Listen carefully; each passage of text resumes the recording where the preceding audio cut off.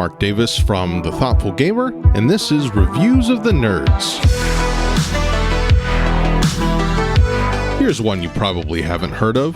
Battle for Biternia is from a small publisher and seemingly slipped through the cracks back in 2018. This is a tragedy, as Chris Falkenberry's design is one of the smartest I've played this year.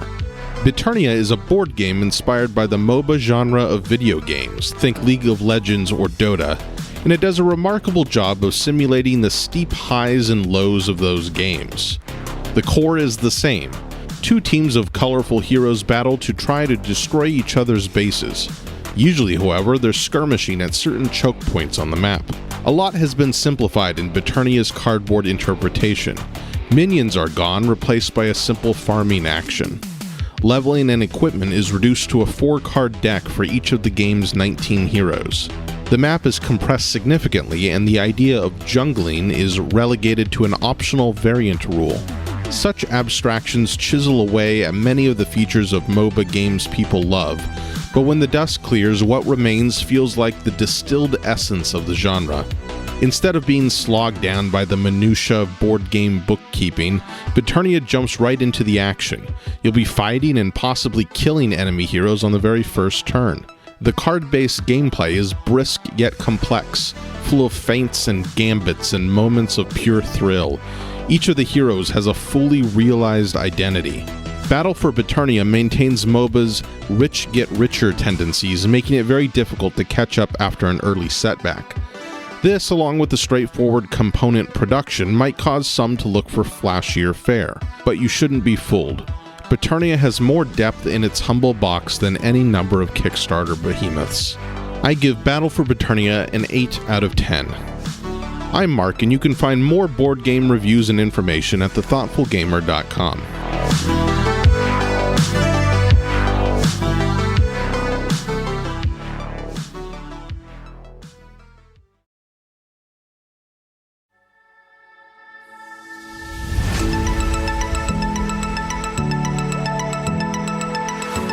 Firm grip.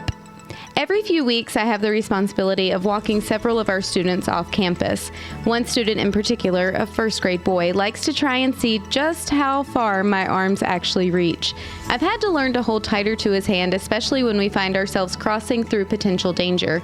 Depending on the day and his attitude determines the level of resistance I receive from him. So many times I find myself just like that little friend of mine, resistant to what's ahead. Fighting the desire to dig my heels in and stay where I am, or wanting to run my life in the opposite direction, all the while forgetting who has hold of me. Isaiah 41:13 tells us, "For I am the Lord your God who takes hold of your right hand and says to you, 'Do not fear, I will help you.'" What a comfort. Just as I take hold of my friend and cross him into safety despite his resistance, God too takes hold of my right hand and leads me down the path he has already set aside just for me. He knows every obstacle, every barrier, and every struggle that lies ahead, and yet, as long as he is leading me, I can walk in faith, trusting the one whose protection over me is even stronger than my protection over my students, and that because of his firm grip of my hand, I have nothing to fear.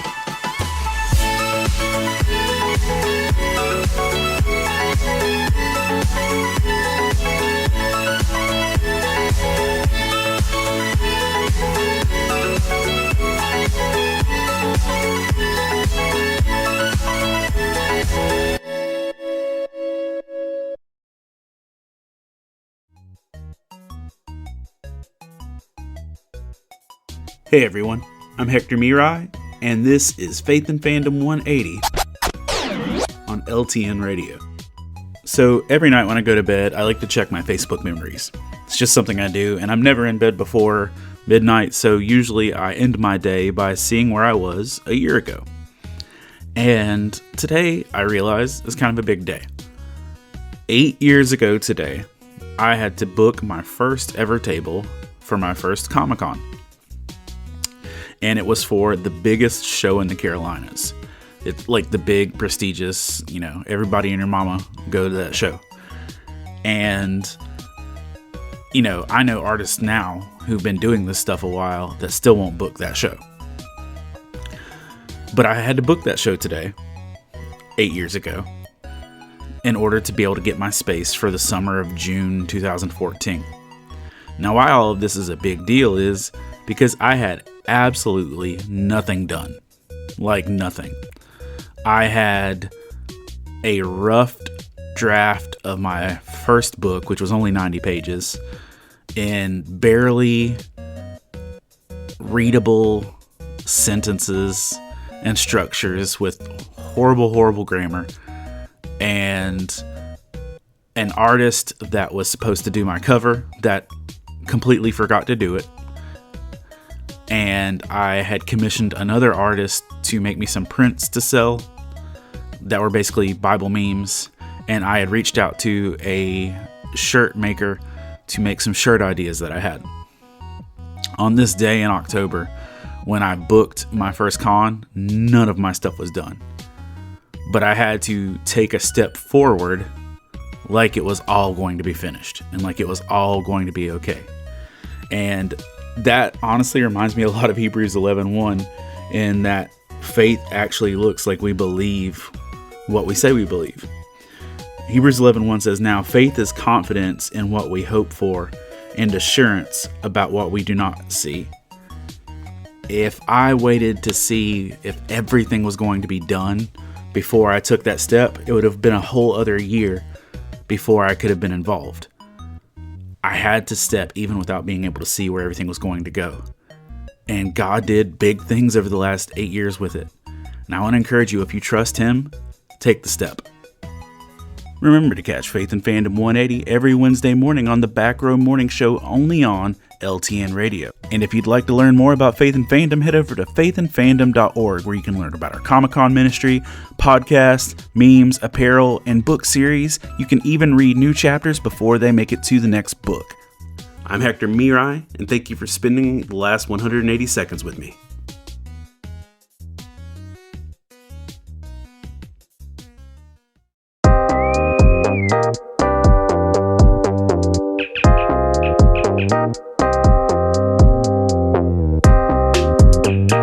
This week in Nerd History, love, not war.